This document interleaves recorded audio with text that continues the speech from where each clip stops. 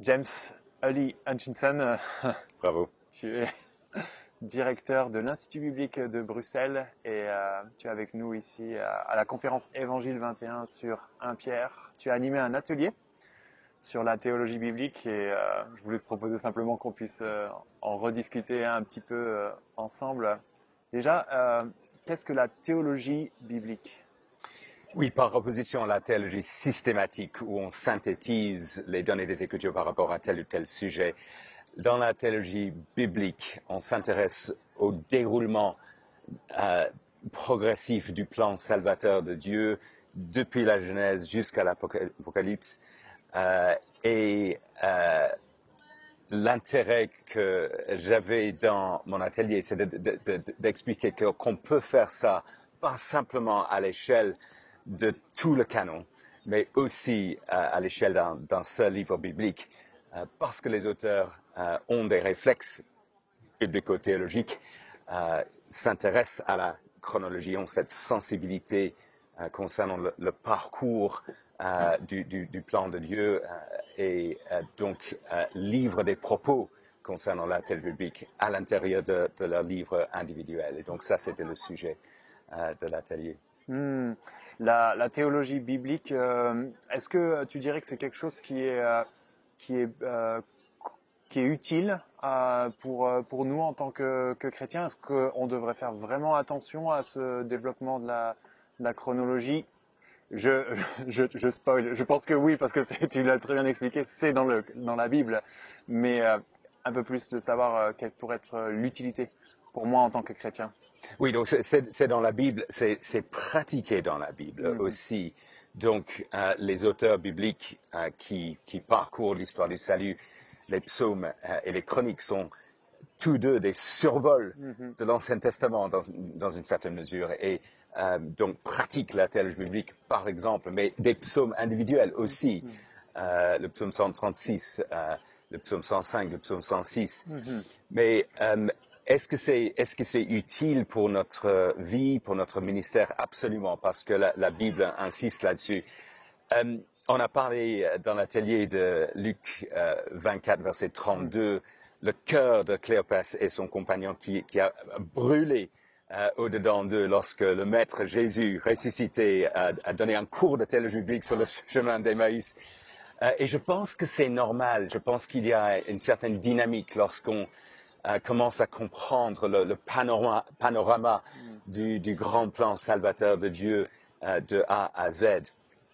Et l'utilité au plan pastoral, on a vu aussi dans l'atelier hier à partir de Galates, les faux docteurs qui sont en passe de dire, mais pour aller jusqu'au bout de la course chrétienne, pour atteindre la justification finale, il faudrait se replacer sur la loi de Moïse, respecter la loi, et même si dans nos églises nous ne faisons pas forcément exactement cela, il y a une fâcheuse tendance à trouver d'autres règles.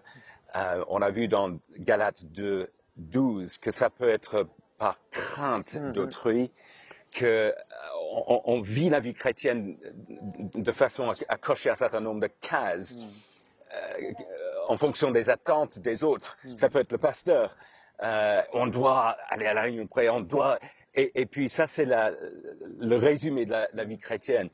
Alors que la théologie biblique nous libère de cela. On voit dans l'argumentation de Paul que Abraham est justifié par la foi seule avant même que la loi entre en vigueur. Et que l'ordre, l'alliance abrahamique qui précède l'alliance sinaïtique est d'une importance capitale pour son raisonnement, pour son argumentation. Et si on a compris que la façon dont on vit en vue de la justification finale, c'est exactement la même que la façon dont on commence la vie chrétienne, comme expliqué dans Galates 3, 1 à 5. Donc, par la foi seule, par la grâce seule, par l'Esprit, non pas par les œuvres de la loi, par le Christ. Alors, c'est extraordinairement libérateur. Galates 5, 1, qui donne la conclusion de l'argumentation jusqu'à ce point dans l'épître. C'est pour la liberté que Dieu nous a libérés. Et donc, on tient ferme dans cela. Et on a parlé du fait que si on vit comme cela, chaque jour, sachant que Dieu sourit à notre égard parce que nous sommes en Christ, non pas parce que nous cochons quelques cases, alors nous pouvons être des chrétiens blaises. En Christ, nous avons le bonheur, la libération, l'assurance, notre identité, notre sécurité et notre estime de nous-mêmes en Christ. Donc, très pratique et pour notre vie, en effet, la théologie biblique dans cette partie des Écritures. Ouais, c'est quelque chose que j'ai trouvé ça très fort dans l'atelier, de voir que finalement c'était l'intention de Paul ici de montrer la théologie biblique peut nous sauver du légalisme, hein, donc Exactement. de tous ces efforts qu'on fait pour être plus aimé de Dieu et d'oublier en fait que c'est juste par Christ en fait qu'on est blaise. C'était très fort et ça montrait très concrètement que la théologie biblique est utile pour le ministère. Si moi j'ai envie d'aller un peu plus loin dans la théologie biblique, par où je pourrais commencer en fait pour développer, être plus conscient en fait de cette chronologie, de ce développement de l'évangile dans la Bible. Un bon point de départ, c'est le livre de Vaughan Roberts, Panorama de la Bible. C'est assez introductif et axé sur la thématique du règne de Dieu. Pour les personnes qui voudraient approfondir un peu, ça correspond à un manuel d'Institut biblique première année, mon livre La nouveauté de la nouvelle alliance, qui est plutôt axé sur les rapports entre les alliances bibliques. Ce sont des ouvrages qui me viennent à l'esprit, en tout cas, sur le champ. Oui, super. Merci beaucoup pour ce temps qu'on a pu passer ensemble et j'espère qu'on va pouvoir progresser dans notre compréhension de la théologie biblique. Amen. Merci Aurélien. Que Dieu te bénisse. Réciproquement. Merci.